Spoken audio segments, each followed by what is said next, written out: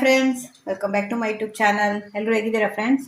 ಇವತ್ತು ರಾತ್ರಿಗೆ ನಾನು ಚಪಾತಿ ಮಾಡ್ತಾ ಇದ್ದೇನೆ. ಚಪಾತಿ ಜೊತೆಯಲ್ಲಿ ಸಾಗು ಮಾಡೋಣ ಅಂತ ನೋಡಿ ತರಕಾರಿ ಎಲ್ಲ ಕಟ್ ಮಾಡಿ ಇಟ್ಕೊಂಡಿದ್ದೇನೆ. ಒಂದು ಸ್ವಲ್ಪ ಬಟಾಣಿ ತೊಗೊಂಡಿದ್ದೇನೆ, ಹಸಿ ಬಟಾಣಿ ಇದು ಬಿಡಿಸಿ ಇಟ್ಕೊಂಡಿದ್ದೇನೆ ನೋಡಿ. ಆವಾಗಲೇ ಅದಕ್ಕೆಲ್ಲ ಇದು ಬಂದಿದೆ, ಏನು ಹೇಳ್ತಾರೆ, ಮೊಳಕೆ ಬರುತ್ತೆ ಅಂತ ಹೇಳ್ತಾರಲ್ಲ, ಆ ರೀತಿ ಬಂದಿದೆ ನೋಡಿ. ಕಾಣ್ತಾ ಇದೆ ಅಂದ್ಕೊಳ್ತೇನೆ ನೋಡಿ. ಇದು ನಾನು ನಮಗೆ ಸೋಮವಾರ ಮನೆ ಹತ್ರ ಇಲ್ಲಿ ಸಂತೆ ಬರುತ್ತೆ, ಸಂತೆಯಿಂದ ತರಕಾರಿ ಎಲ್ಲ ತರ್ತೀನಿ. ಮತ್ತು ಇವತ್ತು ಭಾನುವಾರ ಅಲ್ವಾ, ವೀಕೆಂಡ್ ಆಗುವಾಗ ತರಕಾರಿನೆಲ್ಲ ಖಾಲಿ ಮಾಡಿ ಮತ್ತೆ ಸೋಮವಾರ ತರ್ತೇನೆ. ಇದರಿಂದ ಇವಾಗ ಎಲ್ಲ ತರಕಾರಿ ಹಾಕಿ ಸ್ವಲ್ಪ ಉಳ್ಕೊಂಡಿದೆ ಎಲ್ಲ ತರಕಾರಿ ನೋಡಿ. ಕ್ಯಾರೆಟ್ ಒಂದು 2 ಕ್ಯಾರೆಟ್ ಇತ್ತು, ಮತ್ತೊಂದು 2 ಆಲೂಗಡ್ಡೆ ಇತ್ತು, ಮತ್ತೊಂದು ಸ್ವಲ್ಪ ಬೀನ್ಸ್ ಇತ್ತು. ಇವಾಗ ಇದನ್ನೆಲ್ಲ ಹಾಕಿ ಸಾಗು ಮಾಡ್ತಾ ಇದ್ದೇನೆ. ಚಪಾತಿಗೆ, ಪೂರಿಗೆ ಎಲ್ಲ ಚೆನ್ನಾಗಿರುತ್ತೆ. ಅದರಿಂದ ಇವತ್ತು ನಾನು ಸ್ವಲ್ಪ ಚಪಾತಿ ಸ್ವಲ್ಪ ಪೂರಿ ಮಾಡ್ತೇನೆ. ಯಾಕೆಂದರೆ ನನ್ನ ಮಗನಿಗೆ ಚಪಾತಿ ಇಷ್ಟ, ಮಗಳಿಗೆ ಪೂರಿ ಇಷ್ಟ. ಅದರಿಂದ ಇಬ್ಬರಿಗೂ ಸ್ವಲ್ಪ ಮಾಡೋಣ ಅಂತ ಇವಾಗ ಇದನ್ನೆಲ್ಲ ಬೇಯಿಸ್ಕೊಳ್ತೀನಿ. ಕುಕ್ಕರಲ್ಲಿ ಹಾಕಿ ಒಂದೇ ಸಲ ಬೇಯಿಸ್ಕೊಳ್ತೀನಿ, ಬೇರೆ ಏನು ಬೇಯಿಸ್ಕೊಳ್ಬೇಕು ಅಂತಿಲ್ಲ. ನಿಮ್ಗೊಂದು 2ರಿಂದ 3 ವಿಸಿಲ್ ಬಂದರೆ ಸಾಕು, ಎಲ್ಲ ಬೆಂದೋಗುತ್ತೆ. ತರಕಾರಿದೆಲ್ಲ ತುಂಬ ಒಳ್ಳೆಯದು, ಆದಷ್ಟು ತರಕಾರಿನೆಲ್ಲ ತಿನ್ನಬೇಕು ನೋಡಿ. ಇವಾಗ ಕ್ಯಾರೆಟ್ ಎಲ್ಲ ಎಷ್ಟು ಇದಿದೆ. ನಿಮಗೆ ಬೇರೆ ಕ್ಯಾಬೇಜ್ ಎಲ್ಲ ಇದ್ದರೆ ಅದನ್ನು ಕೂಡ ಹಾಕ್ಕೊಳ್ಬೋದು. ಆದರೆ ಬೀಟ್ರೋಟ್ ಒಂದು ಸ್ವಲ್ಪ ಕಲರ್ ಇದು ಆಗುತ್ತೆ ಮತ್ತು ಸಿಹಿ ಜಾಸ್ತಿ ಆಗುತ್ತೆ, ಕ್ಯಾರೆಟು ಹಾಕಿರ್ತೇವಲ್ಲ ಆದ್ದರಿಂದ. ಇವಾಗ ಇದನ್ನೆಲ್ಲ ಸ್ವಲ್ಪ ಬೇಯಿಸ್ಕೊಂಡು ಆಮೇಲೆ ಮತ್ತೆ ನಿಮಗೆ ತರಕಾರಿ ಬೇಯಲಿಕ್ಕೆ ಇಟ್ಟಿದ್ದೇನೆ. ಇವಾಗ ಸಾಗುಗೆ ಮಸಾಲೆ ರುಬ್ಕೊಳ್ಳೋಕ್ಕೆ ಏನೆಲ್ಲ ಬೇಕು ಅಂತೇಳಿ ತೋರಿಸ್ತೇನೆ ನಾನು ನಿಮಗೆ. ಒಂದು ಟೊಮೆಟೊ ತೊಗೊಂಡಿದ್ದೇನೆ, ಮತ್ತು ಒಂದು ಈರುಳ್ಳಿ ತೊಗೊಂಡಿದ್ದೇನೆ, ಮತ್ತೊಂದು ಸ್ವಲ್ಪ ಕೊತ್ತಂಬರಿ ಸೊಪ್ಪು, ಮತ್ತು ಸ್ವಲ್ಪ ಕರಿಬೇವು, ಮತ್ತೊಂದು ಸ್ವಲ್ಪ ಹುಳಿಗೆ ಹುಣಸೆ ಹಣ್ಣು. ಇಷ್ಟು ಸಾಕು, ಜಾಸ್ತಿ ಹಾಕಿದರೆ ಹುಳಿ ಆಗುತ್ತೆ ಸಾಗು. ಮತ್ತು ಒಂದು 4 ಹಸಿಮೆಣಸಿನ್ಕಾಯಿ, ನಿಮಗೆ ಬೇಕಾದರೆ ಕೆಂಪು ಮೆಣಸಿನ್ಕಾಯಿ ಕೂಡ ಹಾಕ್ಕೊಳ್ಬೋದು. ಇದು ಖಾರ ನೋಡ್ಕೊಂಡು ಹಾಕ್ಕೊಳ್ಳಿ, ಇದು ಖಾರ ಇದೆ. ಮತ್ತೊಂದು ಪೀಸ್ ಶುಂಠಿ, ಮತ್ತೊಂದು 2 ಏಲಕ್ಕಿ, ಮತ್ತೊಂದು ಸ್ವಲ್ಪ ಲವಂಗ, ಮತ್ತೊಂದು 2-3 ಇದು ಚಕ್ಕೆ ತೊಗೊಂಡಿದ್ದೇನೆ. ಮತ್ತು 1 ಕಪ್ಪು ತೆಂಗಿನಕಾಯಿ ರುಬ್ಕೊಳ್ಳಿಕ್ಕೆ, ಮತ್ತೊಂದು ಸ್ವಲ್ಪ ಕಡಲೆಪಪ್ಪು, ಮತ್ತು ಒಂದು 2 ಇದು ಬಾದಾಮ್ ತೊಗೊಂಡಿದ್ದೇನೆ. ಗೋಡಂಬಿ ಇದ್ದರೆ ಅದನ್ನು ಕೂಡ ಹಾಕ್ಕೊಳ್ಬೋದು ನೀವು. ಇವಾಗ ಇದನ್ನೆಲ್ಲ ನಾವು ಮಿಕ್ಸಿಯಲ್ಲಿ ಹಾಕಿ ರುಬ್ಕೊಳ್ಬೇಕು. ಈ ಟೊಮೆಟೊ ಮತ್ತು ಈರುಳ್ಳಿ ಕೆಲವರು ಏನು ಮಾಡ್ತಾರೆ ಅಂದರೆ ಕಟ್ ಮಾಡಿ ಅದು ಫ್ರೈ ಮಾಡುವಾಗ ಹಾಕ್ತಾರೆ. ನೀವು ಇದು ರುಬ್ಕೊಳ್ಳುವಾಗೆ ಹಾಕಿದರೆ ನಿಮಗೆ ರೆಸ್ಟೋರೆಂಟ್ ಹೋಟೆಲಲ್ಲೆಲ್ಲ ಸಿಗುತ್ತಲ್ಲ ಸಾಗು, ಆ ರೀತಿ ಇರುತ್ತೆ, ತುಂಬ ಚೆನ್ನಾಗಿರುತ್ತೆ. ಟೇಸ್ಟ್ ಕೂಡ ತುಂಬ ಚೆನ್ನಾಗಿ ಬರುತ್ತೆ. ಆದಷ್ಟು ನೀವು ಮನೆಯಲ್ಲೇ ಮಾಡ್ಕೊಂಡು ತಿನ್ಬೋದು. ಇವತ್ತು ಮಕ್ಕಳು ಕೇಳ್ತಾ ಇದ್ರು ಅಂತ ಮಾಡ್ತಾ ಇದ್ದೇನೆ. ನಾವು ಆದಷ್ಟು ಮನೆಯಲ್ಲೇ ಮಾಡ್ತೇವೆ ಈ ಫುಡ್ಡನ್ನೆಲ್ಲ. ಹೊರಗಡೆ ಹೋಗಿ ತಿನ್ನೋದು ತುಂಬ ಕಡಿಮೆ. ತಿನ್ನೋಲ್ಲ ಅಂತೇನಿಲ್ಲ, ತಿಂತೇವೆ. ಆದರೆ ಏನಾದರೂ ಅಕೇಶನ್ ಇದ್ದಾಗ ಹೊರಗಡೆ ಹೋಗಿ ತಿಂತೇವೆ. ಇಲ್ಲದೆ ನೋಡಿ, ಈಗ ಸಾಗು ಮಾಡಲಿಕ್ಕೆ ರುಬ್ಕೊಂಡಿದ್ದೇನೆ. ಆವಾಗ ಮಸಾಲೆ ಎಲ್ಲ ತೋರಿಸಿದೆಲ್ಲ ಅದನ್ನೆಲ್ಲ ಹಾಕಿ ಇವಾಗ ರುಬ್ಬಿದ್ದೇನೆ.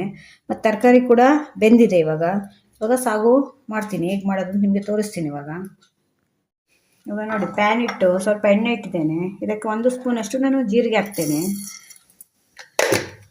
ಜೀರಿಗೆ ಹಾಕಿದರೆ ನಿಮಗೆ ಡೈಜೆಷನ್ಗೆಲ್ಲ ಒಳ್ಳೆಯದಲ್ಲ, ಅದರಿಂದ ಜೀರಿಗೆ ಹಾಕ್ತಾ ಇದ್ದೇನೆ. ಕೆಲವರು ಏನು ಮಾಡ್ತಾರೆ ಅಂದರೆ ಸಾಗು ರುಬ್ಕೊಳ್ಳುವಾಗನೇ ಜೀರಿಗೆ ಹಾಕ್ತಾರೆ, ಕೆಲವರು ಹೀಗೆ ಮಾಡ್ತಾರೆ. ನಾನು ಹೀಗೆ ಮಾಡೋದು. ಎಣ್ಣೆಗೆ ಜೀರಿಗೆ ಹಾಕಿ ಅದು ಫ್ರೈ ಆದಮೇಲೆ ನಾವು ರುಬ್ಕೊಂಡಿರೋ ಮಸಾಲೆ ಹಾಕ್ತೇನೆ. ಇವಾಗ ಅದು ಫ್ರೈ ಆಗ್ತಾ ಇದೆ.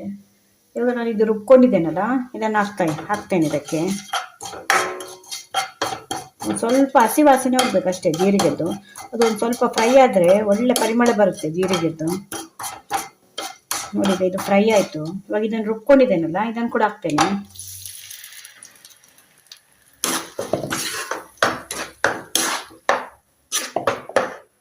ಸ್ವಲ್ಪ ನೀರು ಬೇಕಾದರೆ ನಿಮಗೆ ತರಕಾರಿದು ನೀರು ಇರುತ್ತಲ್ಲ, ಬೇಯಿಸುವಾಗ ತರಕಾರಿದು ನೀರು ಇರುತ್ತಲ್ಲ, ಅದನ್ನೇ ಹಾಕ್ಕೊಂಡು ಇದಕ್ಕೆ ಹಾಕ್ಕೊಳ್ಬೋದು ನೀವು. ಅದನ್ನು ವೇಸ್ಟ್ ಮಾಡಬೇಡಿ ಆ ನೀರನ್ನು. ಇವಾಗ ಇದು ಚೆನ್ನಾಗಿ ಫ್ರೈ ಆಗಬೇಕು. ಇದು ಫ್ರೈ ಆಗಿ ನಿಮಗೆ ಈ ಸುತ್ತ ಎಣ್ಣೆ ಬಿಡ್ತಾ ಬರಬೇಕು, ಆವಾಗ ನೀವು ತರಕಾರಿ ಹಾಕಬೇಕು. ಇದಕ್ಕೆ ಒಂದು ಸ್ವಲ್ಪ ಅರಿಶಿಣದ ಪೌಡ್ರ್ ಹಾಕ್ತಾ ಇದ್ದೇನೆ. ಒಂದು 1/2 ಸ್ಪೂನಷ್ಟು ಅರಿಶಿಣದ ಪೌಡ್ರ್ ಹಾಕಿ ನೋಡಿ. ಮತ್ತೊಂದು ಸ್ವಲ್ಪ ಉಪ್ಪು. ಇದಕ್ಕೆ ಖಾರಕ್ಕೆ ನೀವು ಹಸಿಮೆಣಸಿನ್ಕಾಯಿ ಹಾಕಿದ್ದೇನೆ. ಒಂದು 2-3 ಹಸಿಮೆಣಸಿನ್ಕಾಯಿ ಹಾಕಿದ್ದೇನೆ. ಅದು ಒಂದು ಸ್ವಲ್ಪ ಖಾರದ ಪೌಡ್ರು ಕೂಡ ಹಾಕ್ತೇನೆ. ಯಾಕೆಂದರೆ ಇದು ಕಲರ್ ಬರಲಿಕ್ಕೆ ಅಷ್ಟೇ. ಒಂದು ಸ್ವಲ್ಪ 1/4 ಸ್ಪೂನಷ್ಟು ಹಾಕ್ತೇನೆ. ನೀವು ಖಾರ ನೋಡ್ಕೊಂಡು ಹಾಕಿ. ನಿಮ್ಗೆ ಇನ್ನೂ ಜಾಸ್ತಿ ಖಾರ ಬೇಕು ಅಂದರೆ ಒಂದು 1/2 ಸ್ಪೂನ್ ಹಾಕ್ಕೊಳ್ಬೋದು. ಯಾಕೆಂದರೆ ಆಲ್ರೆಡಿ ನಾವು ಹಸಿಮೆಣಸಿನ್ಕಾಯಿ ಹಾಕಿದ್ದೇವಲ್ಲ, ಆದ್ದರಿಂದ. ಇವಾಗ ಇದು ಚೆನ್ನಾಗಿ ಕುದಿ ಬರಬೇಕು ನೋಡಿ. ಇದು ಕುದಿ ಬರ್ತಾ ಇದೆ. ಇದು ಕುದೀತಾ ಇರುವಾಗ ನೀವು ತರಕಾರಿ ಬೇಯಿಸಿ ಇಟ್ಕೊಂಡಿದ್ದೀರಲ್ಲ, ಇದನ್ನು ಕೂಡ ಹಾಕಿ. ಇದರಲ್ಲಿ ನೀರಿದೆಯಲ್ಲ, ನೀರು ಕೂಡ ಹಾಕಿ, ವೇಸ್ಟ್ ಮಾಡಬೇಡಿ. ಯಾಕೆಂದರೆ ನಾವು ಬೇಯಿಸ್ಕೊಳ್ಳುವಾಗ ಪ್ರೋಟೀನ್ ಎಲ್ಲ ನೀರಲ್ಲೇ ಇರುತ್ತೆ, ಅದನ್ನು ನೀರು ಚೆಲ್ಲದೆ. ನಿಮಗೆ ಬೇರೆ ಹೊರಗಿಂದ ಎಕ್ಸ್ಟ್ರಾ ನೀರು ಹಾಕೋ ಬದಲು ಈ ನೀರು ಹಾಕಿದರೆ ಆಯಿತು. ಇವಾಗ ಒಂದ್ಸಲ ಚೆನ್ನಾಗಿ ಮಿಕ್ಸ್ ಮಾಡ್ಕೊಳ್ಳಿ. ಇವಾಗ ಉಪ್ಪು ಹಾಕಲಿಲ್ಲ, ಇವಾಗ ಒಂದು 1/2 ಸ್ಪೂನು ಉಪ್ಪು ಹಾಕಿ. ಉಪ್ಪು ಒಂದು 1/2ರಿಂದ 1 ಸ್ಪೂನ್ ಬೇಕಾಗುತ್ತೆ. ಮತ್ತೊಂದು ಸ್ವಲ್ಪ ಸಕ್ಕರೆ ಹಾಕ್ತಾ ಇದ್ದೇನೆ ಇದಕ್ಕೆ. ಸಕ್ಕರೆ ಬೇಡ ಅಂದರೆ ನೀವು ಸ್ಕಿಪ್ ಮಾಡ್ಕೊಳ್ಬೋದು, ನಾನು ಸ್ವಲ್ಪ ಹಾಕ್ತೇನೆ, ಟೇಸ್ಟ್ ಒಂಥರ ಚೆನ್ನಾಗಿ ಬರುತ್ತೆ ಇದು ಸಕ್ಕರೆ ಹಾಕೋದ್ರಿಂದ. ಅಷ್ಟೊಂದು ಅರ್ಧ ಸ್ಪೂನ್ ಅಷ್ಟೇ.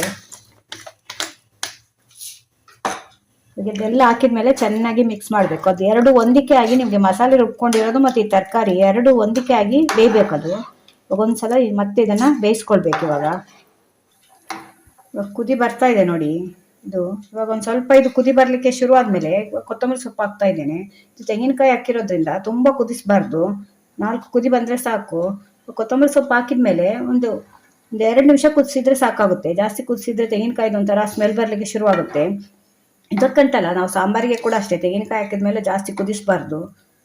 ಅದು ತೆಂಗಿನಕಾಯಿದು ಒಂಥರ ಸ್ಮೆಲ್ ಬರಲಿಕ್ಕೆ ಸ್ಟಾರ್ಟ್ ಆಗುತ್ತೆ. ನೋಡಿ ವೆಜಿಟೇಬಲ್ ಸಾಗು ರೆಡಿ ಆಯಿತು. ಎಷ್ಟು ಚೆಂದ ಇದೆ ನೋಡಿ, ಹೋಟೆಲಲ್ಲೆಲ್ಲ ಸಿಗುತ್ತೆ ಹಾಗೇ ಇರುತ್ತೆ. ಇದು ನೀವು ಬೇಕಾದರೆ ಇನ್ನೂ ಸ್ವಲ್ಪ ಗಟ್ಟಿ ಮಾಡ್ಕೊಳ್ಬೋದು. ನಾನು ಇಷ್ಟೇ ಮಾಡೋದು, ಯಾಕೆಂದರೆ ಅದು ಸ್ವಲ್ಪ ಆರಿದ ಮೇಲೆ, ಇವಾಗ ಬಿಸಿ ಇದೆಯಲ್ಲ, ಸ್ವಲ್ಪ ಆರಿದ ಮೇಲೆ ಮತ್ತೆ ಗಟ್ಟಿ ಆಗುತ್ತೆ. ಯಾಕೆಂದರೆ ಇದಕ್ಕೆ ಸ್ವಲ್ಪ ಕಡಲೆ ಮತ್ತು ಬಾದಾಮಿ ಎಲ್ಲ ಹಾಕಿರ್ತೀವಲ್ವ ನಾವು, ತೆಂಗಿನಕಾಯಿ ಎಲ್ಲ, ಅದರಿಂದ ಸ್ವಲ್ಪ ಗಟ್ಟಿ ಬರುತ್ತೆ. ಈ ಕನ್ಸಿಸ್ಟೆನ್ಸಿ ಎಲ್ಲ ಮಾಡ್ಕೊಳ್ಬೇಕು ನೀವು. ಆಮೇಲೆ ಅದು ಮತ್ತೆ ಗಟ್ಟಿ ಆಗುತ್ತೆ. ತುಂಬ ಗಟ್ಟಿ ಆದರೂ ನಮಗೆ ಚಪಾತಿ ಮತ್ತು ಪೂರಿ ಜೊತೆ ತಿನ್ಲಿಕ್ಕಾಗಲ್ಲ. ಇದು ಇವಾಗ ಚಪಾತಿ ಮತ್ತು ಪೂರಿ ಎರಡು ಮಾಡಿದ್ದೇನೆ, ಅದ್ರ ಜೊತೆಯಲ್ಲಿ ಸರ್ವ್ ಮಾಡ್ತೇನೆ ಇವಾಗ ನೋಡಿ ಚಪಾತಿ ಹಾಕಿದ್ದೇನೆ. ಮಗನಿಗೆ ಚಪಾತಿ, ಮಗಳಿಗೆ ಪೂರಿ ಎರಡೂ ಮಾಡಿದ್ದೇನೆ, ಚಪಾತಿ ಮತ್ತು ಪೂರಿ. ಅವನಿಗೆ ಪೂರಿ ಅಷ್ಟು ಇಷ್ಟ ಅಲ್ಲ, ಇವಳಿಗೆ ಚಪಾತಿ ಅಷ್ಟು ಇಷ್ಟ ಅಲ್ಲ. ಅದರಿಂದ ಇಬ್ಬರಿಗೂ ಬೇರೆ ಬೇರೆ ಮಾಡಬೇಕಾಗುತ್ತೆ, ಇಬ್ಬರು ಮಕ್ಕಳಿದ್ರೆ. ಇವಾಗ ನೋಡಿ ಸರ್ವ್ ಮಾಡ್ತಾ ಇದ್ದೀನಿ. ಎಷ್ಟು ಚೆಂದ ಕಾಣುತ್ತೆ. ರೆಸ್ಟೋರೆಂಟಲ್ಲಿ ಸಿಗುತ್ತಲ್ಲ ಸೇಮ್ ಹಾಗೆ ಟೇಸ್ಟ್ ಇರುತ್ತೆ. ನಾವು ಹೊರಗಡೆ ಹೋಗಿ ತಿನ್ನಬೇಕು ಅಂತ ಇಲ್ಲ, ಯಾವಾಗಲಾದರೂ ಒಂದು ಸಲ ಹೊರಗಡೆ ಹೋಗಿ ತಿನ್ಬೋದು ಅಷ್ಟೇ. ಮನೆಯಲ್ಲೇ ಮಾಡಿಕೊಂಡ್ರೆ ಆದಷ್ಟು ನಮ್ಮ ಆರೋಗ್ಯಕ್ಕೆ ಒಳ್ಳೆಯದು. ನೋಡಿ ಹೇಗೆ ಕಾಣ್ತಾ ಇದೆ ಅಂತ. ಇದ್ರ ಜೊತೆಯಲ್ಲಿ ನೀವು ಕ್ಯಾರೆಟು ಈರುಳ್ಳಿ ಎಲ್ಲ ಕಟ್ ಮಾಡಿ ಕೊಡ್ಬೋದು, ಸೈಡಲ್ಲಿ ಬೇಕಿದ್ರೆ ಕಟ್ ಮಾಡಿ ಇಡ್ಬೋದು. ನಾನು ಇವತ್ತು ಮಾಡಲಿಲ್ಲ, ನಾರ್ಮಲಿ ಯಾವಾಗಲೂ ಮಾಡ್ತೇನೆ. ಕ್ಯಾರೆಟ್ ಈರುಳ್ಳಿ ಎಲ್ಲ ಕಟ್ ಮಾಡಿ ಸೈಡಲ್ಲಿ ಇಡ್ತೇನೆ. ನೋಡಿ ಚಪಾತಿ ಜೊತೆ ಕೂಡ ರೆಡಿ, ಸರಿಯಾಗಿರುತ್ತೆ, ಚೆನ್ನಾಗಿರುತ್ತೆ. ಮತ್ತು ಪೂರಿ ಜೊತೆಯಲ್ಲಿ ಕೂಡ ಚೆನ್ನಾಗಿರುತ್ತೆ. ನಿಮ್ಗೆ ದೋಸೆ ಆದರೆ ದೋಸೆ ಕೂಡ ಚೆನ್ನಾಗಿರುತ್ತೆ. ದೋಸೆ ಸಾಗು ಕೂಡ ಹಾಕ್ತಾರಲ್ವ, ಇಲ್ಲದ್ರೆ ನೀವು ಜೀರಾ ರೈಸ್ ಎಲ್ಲ ಮಾಡ್ಕೊಳ್ತೀರಲ್ಲ, ಅದಕ್ಕೂ ಕೂಡ ಕಾಂಬಿನೇಷನ್ ಚೆನ್ನಾಗಿರುತ್ತೆ ಈ ಸಾಗು. ಹೇಗೆ ಕಾಣ್ತಿದೆ, ಹೇಗಿದೆ ಅಂತೇಳಿ ಒಂದ್ಸಲ ಮನೇಲಿ ಟ್ರೈ ಮಾಡಿ ನೋಡಿ. ನೀವು ಕೂಡ ಮನೇಲಿ ಮಾಡಿ ನೋಡಿ, ಆಗ ಗೊತ್ತಾಗುತ್ತೆ ಟೇಸ್ಟ್ ಹೇಗಿರುತ್ತೆ ಅಂತ. ಫ್ರೆಂಡ್ಸ್, ಸಾಗು ಹೇಗೆ ಕಾಣ್ತಾ ಇದೆ, ಪೂರಿಗೂ ಚೆನ್ನಾಗಿರುತ್ತೆ, ದೋಸೆಗೂ ಚೆನ್ನಾಗಿರುತ್ತೆ, ನಿಮಗೆ ಚಪಾತಿಗೂ ಚೆನ್ನಾಗಿರುತ್ತೆ. ಯಾವುದಕ್ಕಾದ್ರೂ ನೀವು ಕಾಂಬಿನೇಷನ್ ಆಗಿ ತಿನ್ಬೋದು, ಅಷ್ಟು ಚೆನ್ನಾಗಿರುತ್ತೆ. ಹೋಟೆಲಲ್ಲಿ ಸಿಗುತ್ತೆ ಹಾಗೇ ಇರುತ್ತೆ. ಕೂರ್ಮಾ, ವೆಜಿಟೇಬಲ್ ಕೂರ್ಮಾ ಅಂತ ಕೂಡ ಕರಿಬೋದು, ಸಾಗು ಅಂತ ಕೂಡ ಕರಿಬೋದು. ನೀವು ಕೂಡ ಮನೇಲಿ ಒಂದ್ಸಲ ಟ್ರೈ ಮಾಡಿ ನೋಡಿ, ತುಂಬ ಚೆನ್ನಾಗಿರುತ್ತೆ. ಹೆಲ್ದಿ ಫುಡ್ ಕೂಡ, ತರಕಾರಿ ಎಲ್ಲ ಹಾಕಿರ್ತೇವಲ್ಲ ನಾವು ಆದಷ್ಟು.